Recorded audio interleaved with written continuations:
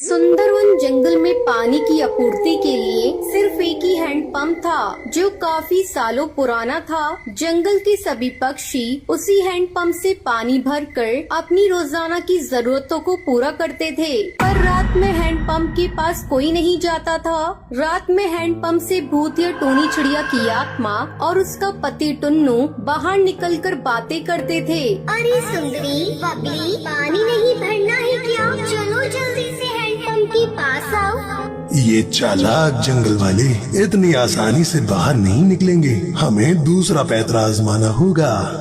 बबली ओ बबली, अरे पानी नहीं भरना क्या? भूतिया टूनी चिड़िया की आवाज जब बबली को सुनाई देती है, लगता है सुंदरी आवाज लगा रही है। जल्दी से उठकर मुझे पानी भरना होगा, वरना हैंडपंप पर लंबी चौड़ी लाइन लग जाएगी। बबली बिना समय देखे बाल्टी उठाकर हैंडपंप के पास आकर कहती है, लगता है सुबह होने में समय है। खैर अब आ ही गई हूँ तो हैंडपंप से पानी भर लेती हूँ। बबली जैसे ही हैंडपंप को चलाती है उसमें से पानी की जगह खून निकलने लगता है। तभी भूतिया टूनी चिड़िया और उसका पति बंटी कबूतर हैंडपंप से बाहर निकलते हैं।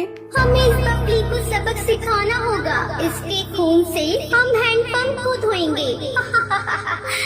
फिर भूतिया टूनी चिड़िया की आत्मा बबली को मारकर उसकी गर्दन काट देती है और वहाँ से गायब हो जाती है। सुबह बबली की लाश देखकर जंगल के पक्षी कहते हैं, इस भूतिया हैंडपंप ने हड़कंप मचा दिया है। हर रोज एक जान ले रही है। जंगल वालों, अगर तुम सबको अपनी जान प्यारी है तो कोई भी इस भूतिया चिड़िया हैंडपंप के पास अंधेरा होने के बाद मत आना। सरपंच कड़कनाथ सेठ की बात मानकर जंगल वाले सिर्फ सुबह ही हैंडपंप का इस्तेमाल करते और रात होने पर ना कोई वहाँ पानी भरता, ना कोई भूतिया चिड़िया हैंडपंप से गुजरता। पर एक रात हरी नाम का तोता जंगल से गुजरते हुए कहता है, प्यास के मारे गला सूखा जा रहा है, काश पानी मिल जाता। फिर हरी तोता की नजर उस सन्नाटे भरे हैंडपंप पर आ रुकती है जो एकदम सुनसान वीरान पड़ा था। घर पहुंचने के लिए हमें लंबा सफर तय करना है, क्यों ना मैं इसी हैंडपंप से अपनी प्यास बुझा लूं। जैसे ही हरी तोता हैंडपंप चलाने लगता है तभी भूतिया टूनी चिड़िया और टुन्नू की आत्मा बाहर निकल कर आते हैं। तुम्हें प्यास लगी थी ना?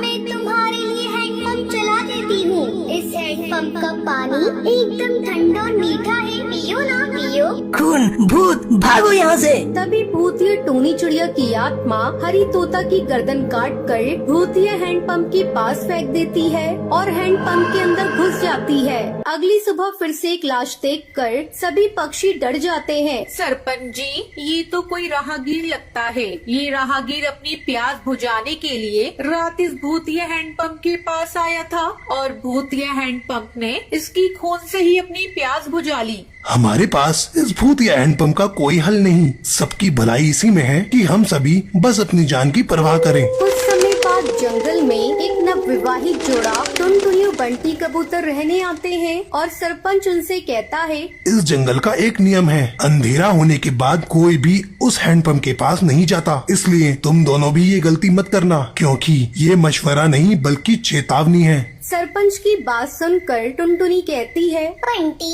ऐसा भी क्या है उस हैंडपंप में जो सरपंच जी बोलते समय भी इतना कपकपा रहे थे? आधी रात में भूतिया चिड़िया हैंडपंप जोर जोर से आवाज निकालते हुए चलने लगता है और बंटी कहता है, इतनी रात जोर जोर से हैंडपंप चलाकर कौन पानी भर रहा है? बंटी जैसे ही हैंडपंप के पास आता है भूतिया टूनी चिड़िया और टुन्नू की आत्मा हैंडपंप से बाहर आकर निकलकर कहती है, तो तुम अपनी मौत की आवाज सुनकर आ ही गए।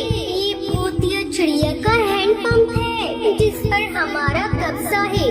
टुनटुनी, बचाओ मुझे, बचाओ। बंटी की आवाज सुनकर टुनटुनी जागकर कहती है, ये तो बंटी की आवाज है। टुनटुनी दौड़कर जैसे ही हैंडपंप के पास आती है तो भूतिया टूनी चिड़िया की आत्मा उसके पति को जकड़कर खड़ी होती है। रुक जाओ, मेरे पति को मत मारो। हमने तुम्हारा क्या बिगाड़ा है? हमने भी तो किसी का कुछ नहीं बिगाड़ा था, फिर भी हम मारे गए। अब ये भी मरेगा और तू भी। अगर तुम मेरे पति की जान बख्शती हो तो मैं तुम दोनों की मदद करूंगी। मैं और मेरा पति इसी जंगल में रहते थे। हम इसी हैंडपंप का मीठा पानी डिब्बे में भरकर जंगलों में बेचा करते थे। टूनी, हमारे हैंडपंप के मीठे पानी के कारण अच्छी कमाई हो रही है, तो क्यों ना हम इस हैंडपंप के पानी को बिस्लरी बोतल में भरकर स्टेशन के यात्रियों और ट्रेनों में बेचें। हम दोनों ने बोतलों में पानी भरकर बेचना शुरू किया। कुछ ही दिनों में हम लोग काफी अमीर हो गए, जिसे देखकर जंगल वाले और कड़कनाथ हमसे चलकर कहने लगे, ये हैंडपंप जंगल की जरूरत के लिए लगा हुआ है, तुम्हारी कमाई के जरिए के लिए नहीं। पूरे जंगल के पानी तो तुम दोनों पति पत्नी भर लेते हो। पर कड़कनाथ सेठ, इससे धरती का पानी घट तो नहीं जाता।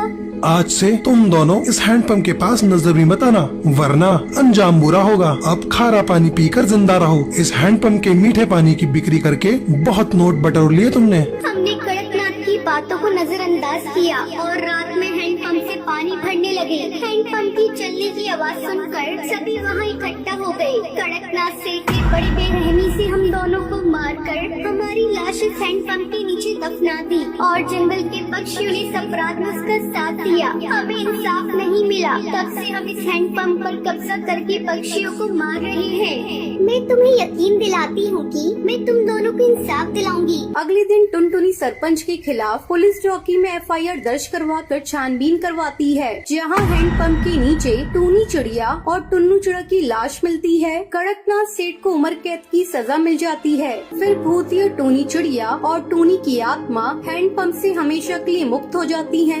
रात के अंधेरे में एक कबूतर अपनी साइकिल से अपने घर लौट रहा था। वो एक पेड़ के पास से गुजरा तो उसे लगा जैसे कोई इसका पीछा कर रहा है। वो मुड़ा तो पीछे कोई नहीं था। वो साइकिल चलाता रहा और तभी उसे किसी के हंसने की आवाज सुनाई दी। कौन है यहाँ? उसने फिर से पीछे देखा तो वहाँ कोई नहीं था, पर उसकी साइकिल पर 2 कठपुतलियाँ थी। ये कहाँ से आ गई? उसने उन चिड़िया की कठपुतलियों को उठाया और फेंका, पर कठपुतलियाँ जमीन पर गिरने की बजाय उड़ने लगी। वो कबूतर भागने लगा। तभी वो दोनों चिड़िया की कठपुतली उसका पीछा करने लगी। कहाँ तक भागोगे? हम तुझे नहीं छोड़ेंगे। कठपुतलियों ने उस कबूतर को घेर लिया। वो भागने की कोशिश करता रहा, लेकिन अंत में उसे दिल का दौरा पड़ा और वो वहीं मर गया। कठपुतलियाँ वापस अपने पेड़ पर चली गईं और वहीं पेड़ की टहनी से लटकी रही। अब ये कठपुतलियाँ जंगल के सब पक्षियों को परेशान करते थे। एक दिन जंगल के पक्षी साधु बाबा के पास पहुँचे। अब आप ही हमारी मदद कर सकते हैं महाराज। उन भूतिया चिड़िया कठपुतलियों ने तांडव शुरू कर दिया है। वो किसी को नहीं छोड़ रही, सबको मार देंगी। पता नहीं उन कठपुतलियों को लोगों का शिकार करके क्या मिलता है। मैं आऊँगा, जरूर आऊँगा, आज रात ही आऊँगा। ये सुनकर जंगल वाले पक्षी बहुत खुश थे। उस रात साधु महाराज अकेले उस रास्ते पे चल पड़े और उनके कदमों की आहट सुनकर भूतिया कठपुतलियाँ जाग गईं और उसका पीछा करने लगी। कौन हो तुम लोग? लगता है तुम लोग ऐसे नहीं बताओगे।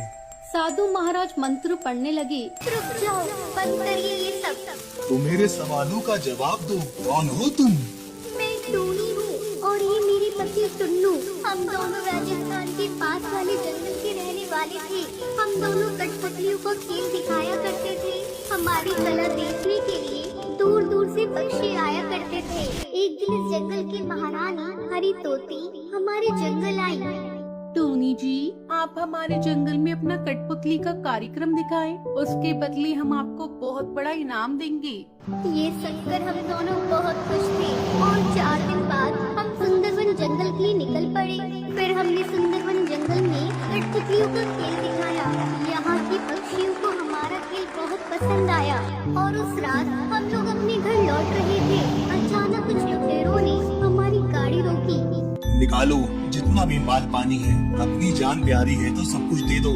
हमने अपने सारे पैसे और गहने उन गुंडों को दे दिए, पर मैंने अपना मंगलसूत्र छुपा लिया। लुटेरों ने हमें गाड़ी से बाहर निकाला। कठपुतलियाँ वहीं जमीन पर गिर गईं और लुटेरे हमें मारने लगे। इसी बीच ड्राइवर अपनी जान बचाने के लिए गाड़ी लेकर भाग गया। तू मंगलसूत्र देती है या नहीं? नहीं दूंगी। लुटेरे ने मंगलसूत्र छीना और वो जो मेरे पति टुन्नू को मार दिया और वहाँ से भाग गए। कई पक्षी वहाँ से गुजरे, लेकिन किसी ने हमारी मदद नहीं की। अगर कोई हमारी मदद करता तो आज हम जिंदा होते। तब से हर रात हम इन कठपुतलियों में जी रहे हैं और इस जंगल के पक्षियों से बदला ले रहे हैं। हम किसी को नहीं छोड़ेंगे। इन सब ने तुम्हारा क्या बिगाड़ा है? क्या इन्होंने तुम्हें लूटा? नहीं ना, तो तुम इन पक्षियों को मत मारो। उनके परिवार का क्या होगा? तुमने कभी सोचा है? अगर उनके परिवार है तो क्या हमारे नहीं थे? हमारा भी एक हंसता खेलता परिवार था। हमारी माँ थी, भाई था, उनकी क्या गलती थी? साधु उन दोनों को कैद करने की कोशिश करने लगता है और मंत्र पढ़ने लगता है, पर ये सब टूनी चिड़िया की आत्मा और उसके पति टुन्नू को मंजूर नहीं था। वो दोनों एक रस्सी से गला घोट कर साधु बाबा को मार देते हैं। मने मुक्ति दिलवाने आया था, हमने तो इसे ही मुक्त कर दिया। हम